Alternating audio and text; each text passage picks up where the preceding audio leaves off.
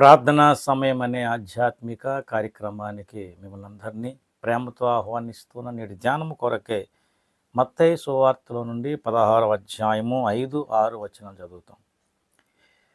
ఆయన శిష్యులందరికి వచ్చి రొట్టెలు తెచ్చుటకు మరచిరి. అప్పుడు యేసు చూచుకొనుడి, పరిసయ్యులు సద్దూకయ్యులు అనువారి పులిసిన పిండిని గూర్చి జాగ్రత్త పడుడని వారితో చెప్పాను. ప్రభునందు ప్రియమైన దేవుని బిడ్డలారా, చదివిన ఈ లేఖన భాగములో యేసు ప్రభు వారు శిష్యులతో చెప్తున్న మాట, వారు రొట్టెలు తేవడం మర్చిపోయారు. ప్రభు అప్పుడు ఏమన్నాడంటే, చూచుకొనడి, పరిసయ్యులు సద్దూకలు అను వారి పులిసిన పిండిని గూర్చి అన్నాడు. ఇక్కడ పిండి అనే మాట వాడబడింది కనుక వారి ఆలోచనలు ఏమొచ్చిందంటే, చూడండి 7వ వచనం, కాగా వారు మనం రొట్టెలు తేనందున కదా ఈ మాట చెప్పెనని తమలో తాము ఆలోచించుకొనిరి.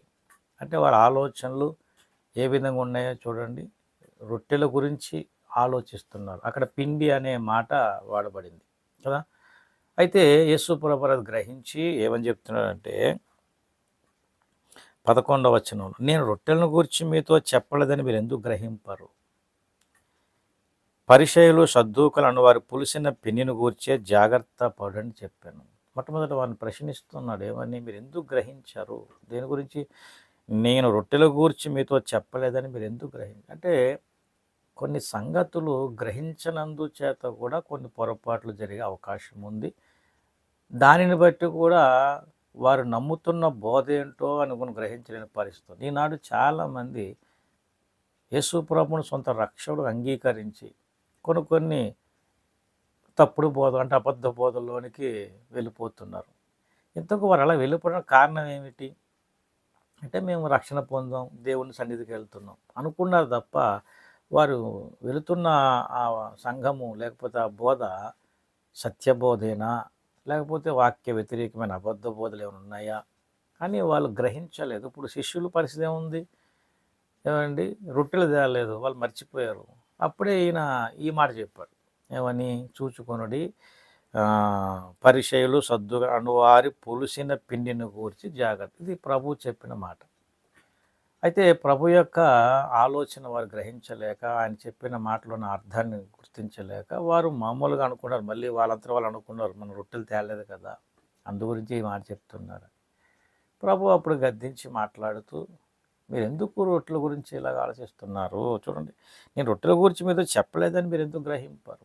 కనుక ఈనాడు చాలామంది వారు నమ్ముతున్నటువంటి బోధ, వారు వెళ్తున్న సంఘము సత్యబోధేనా అని గ్రహింపులేని వారు చాలామంది మరి ఉండబట్టే వారు కొన్నిసార్లు తెలియకుండా అబద్ధ బోధలోనికి వెళ్ళిపోతున్నారు.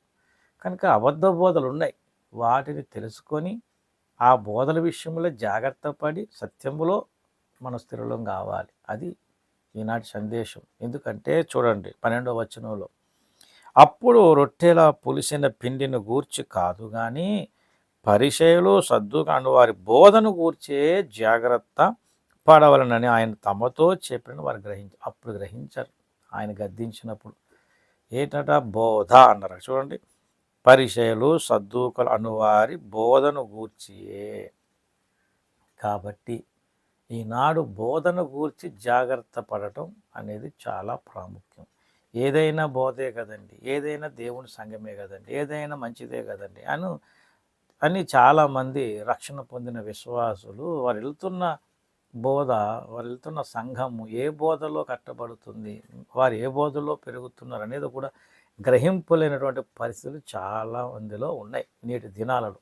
ఎందుకంటే అలాగ అబద్ధ బోధలు మరి ప్రవేశించాయి కనుక మరి ప్రభువారు ఆనాడే శిష్యులకు హెచ్చరించాడు. తర్వాత కాలంలో పౌలు భక్తుడు తిమోతికి హెచ్చరించాడు. ఈరోజు మనము ఈ గ్రహింపు కలిగి సత్యాన్ని తెలుసుకొని సత్యంలో స్థిరపడాలి. దేవుడి అట్టి కృప మీకు నాకు అందరికీ దయచేయను గాక. ఆమేన్. ప్రార్థన చేద్దాం.